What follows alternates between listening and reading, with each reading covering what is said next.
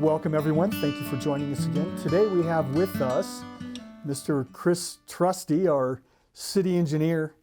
As you can imagine, engineer sees just about everything that happens in the city crosses your desk. A lot of stuff, yes. What are some of the big projects that are going to be happening this year? We expect to see Eagle Mountain Boulevard widened to 5 lanes from Pony Express to Aviator, and hopefully just a little bit past that to allow for a merge at that. So that's a big project that we're working right now. We've got a design engineer on board, and we've got a contractor that we'll be getting on board, and that's going to be a design build. So it's going to be a fast process, but that's going to be a big one that we have coming up this next summer. So great. So that will give attention to some of the congestion that's being experienced because it's such a high growth area, both residentially and with commercial projects. Yes, exactly. With commercial, residential, and you've got the high school that takes all that traffic. So it should help with a lot of that congestion that we see kind of in the city center area. And that will be timely too, because we're going to see over the next couple of years, we're going to see a couple of new fire stations as well. And so that will allow them to get to where they need to go quickly. Yeah, it will. Okay, so on those projects, so that's the southern end of Eagle Mountain Boulevard. Yes. I believe you said pretty much from Pony Express just past Aviator. Does that sound about right? That's correct. Okay. And then a portion of Mid-Valley Road? Mid-Valley Road, we expect to see the east portion of it widened this year, but we'll also be looking at extending it out to Eagle Mountain Boulevard, looking at property that we'll need to acquire and doing kind of a concept plan for that. But that's going to follow on the hills so that we have another east-west connector between Pony Express and Eagle Mountain Boulevard.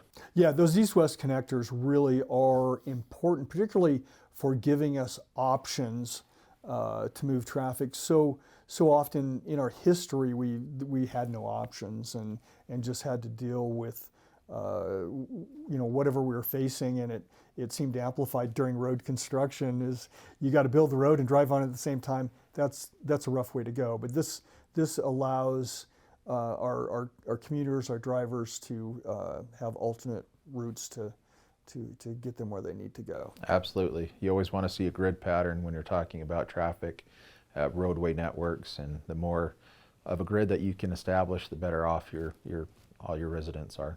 And that will really clean up that corner too there at Cory Wright Park, and really give that much more of a finished look, as all those improvements have been made to the park, but now it'll begin to look more finished. It will. It should look good. All right. So what other projects do you have going? We also have Airport Road that we're trying to look at to extend that up to 73, and trying to go through that process of being able to do that in the near future. Then we have several water projects that we're undertaking right now. Water is always a concern, right? And so for a couple of reasons for Eagle Mountain, right? I mean, certainly everyone's concerned about drought issues, but we have growth issues as well, and sometimes systems age on top of that. So yep. There's a lot to keep up with. So what can you tell us about what's happening with water? Well, we're planning on a new well to bring additional sourcing to the city that we plan on constructing just west of Hidden Hollow Elementary School on property that's already owned by the city.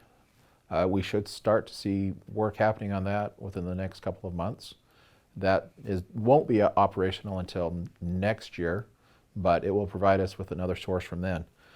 In the meantime, we have 2 wells in the White Hills area that we want to upgrade. This year, our plan is to put them on a chlorination system so that they're not currently chlorinated, even though they meet state standards, but our other wells are, so these will be brought in to be chlorinated. And because of the electrical capacity that they have at site, we haven't been allowed to run both wells at the same time, but we want to upgrade the electrical capability so that we can actually run both wells at the same time, which will actually double what the capacity of the wells are over there. So there are 2 wells out on the west side of the city, and pretty much all this time we've just been pulling from one of them. You can only use one at a time right now. Yeah. So that's great. In effect, I don't know exactly what the numbers are, but in effect doubling that capacity and certainly expanding our redundancy. Redundancy is a really important word when we talk about water. Absolutely. You want to be able to have multiple sources that you can pull water from.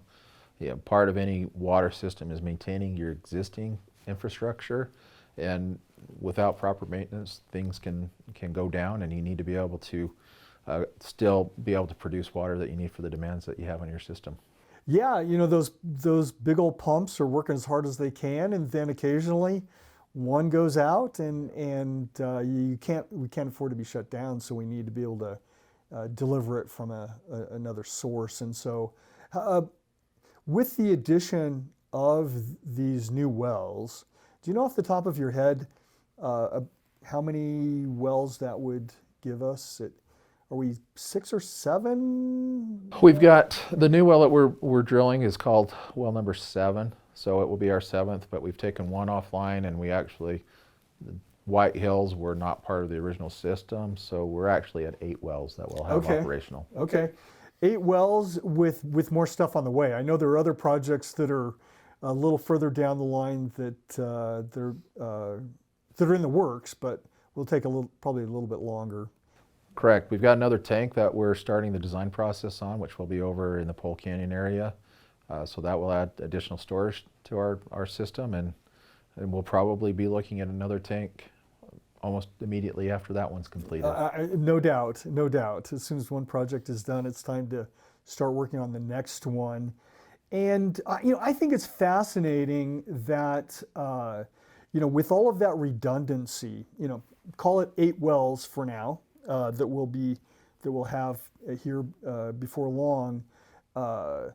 During the winter, because of demand, we're able to go down to most of the time a single well. That's correct. Yep. And in addition to the wells, we also bring CWP water over in the summer, so we have other additional sources. That's not even counting the water district. So that's how much redundancy we have, and also the contrast between winter and summer usage, which then becomes then it's obvious we're watering our yards and things like that. Yep. So, but that's a whole nother conversation. But certainly, those are some of the things that you have to deal with as an engineer, making sure it all works, which is a constant battle. It's a constant project because of growth and because things change, things break, things happen. So that concludes our segment with Chris Trusty, our city engineer, and we thank you for joining us.